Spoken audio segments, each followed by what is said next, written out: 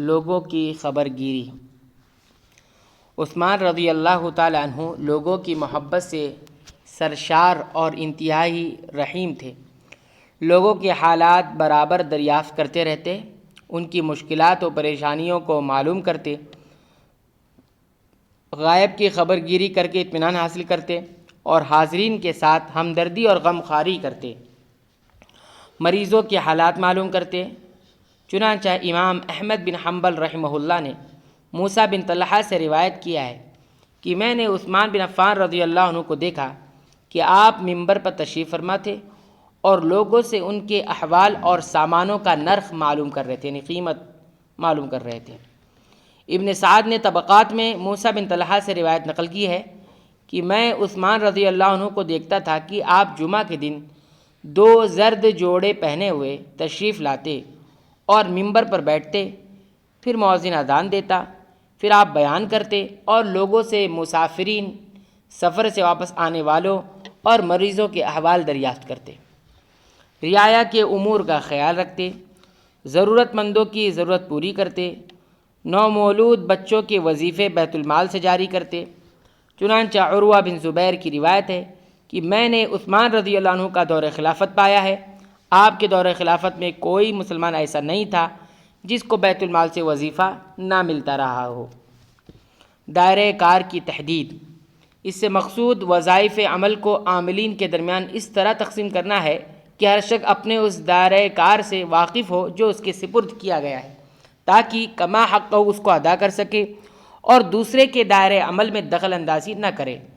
دائرۂ کار کی تقسیم الہی سنت ہے، اس پر رسول اللہ صلی اللہ علیہ وسلم اور آپ کے بعد خلفائے راشدین عمل پیرا رہے ہیں۔ عثمان رضی اللہ عنہ کے دور خلافت میں مسلمانوں کے درمیان اعمال کو تقسیم کیا گیا، انشاءاللہ اس کی تفصیل عن قریب آئے گی۔ قضا، مال، فوج، صوبوں کی عمارت وغیرہ۔ دائرۂ کار کی تحدید میں قائدانہ صفت خلیفہ راشد عثمان رضی اللہ عنہ کے یہاں نمایاں ہوئی۔ چنانچہ اعمال تقسیم کیے گئے اور عاملین کے لیے اصول و ضابطے متعین کیے گئے جو خلفائے راشدین کی حکومت میں نجاح اور کامیابی کے اہم ترین عوامل اور مؤثرات میں تھے۔ اس طرح خلیفہ راشد عثمان رضی اللہ عنہ نے دائرے کی تحدید و تقسیم میں الہی اور شرعی دونوں سنتوں کی پابندی کی۔ باصلاحیت افراد سے استفادہ۔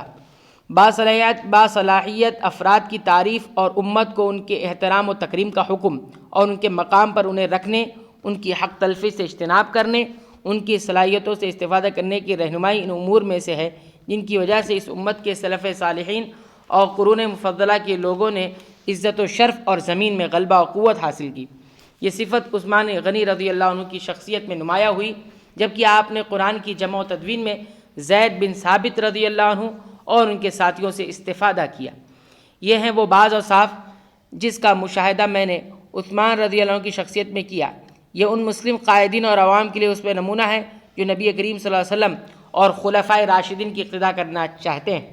خلفائے راشدین کے اوصاف کی معرفت اور ان کی اقتداء کی کوشش ربانی قائدین کے اوصاف کی معرفت کی طرح صحیح قدم ہے جو امت کو متعین اہداف اور ثابت نقوش کی طرف قیادت کر سکتے ہیں۔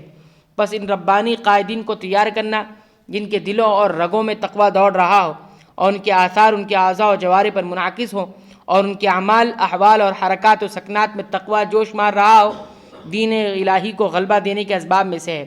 حکیمانہ ربانی قیادت اللہ کی شریعت کے نفاذ کی خاطر امت کی صلاحیتوں اور قوتوں کو بروئے کار لانے کے لیے کوشاں ہوتی ہے، اسلام کو سینے سے لگاتی ہے اور ظاہر و باطن، عقیدہ و شریعت اور دین و دنیا میں اس کو اپنا منہج قرار دیتی ہے۔ یہ مشاکل کو حل کرنے کے لیے کوشاں ہوتی ہے اور پوری محنت و اخلاص کے ساتھ داخلی اور خارجی غلبہ و قوت کی راہ میں حائل ہونے والے امور کا صفایا کرتی ہے۔ تو یہ عثمان غنی رضی اللہ تعالیٰ عنہ کے اخلاقی اوصاف کا ذکر تھا۔ آئندہ درس میں انشاءاللہ عثمان غنی رضی اللہ عنہ کے دور خلافت میں مال اور قضا کے ادارے، جو مالی ادارے اور قضائی ادارے اور بعض فقہی اجتہادات، اس کا ذکر کیا جائے گا۔ اللہ تعالیٰ سے دعا کرتے ہیں کہ رب العالمین تو ہمیں بھی عثمان غنی رضی اللہ تعالیٰ عنہ کے ان اخلاقی اوصاف کو اپنانے کی توفیق عنایت فرما، آمین۔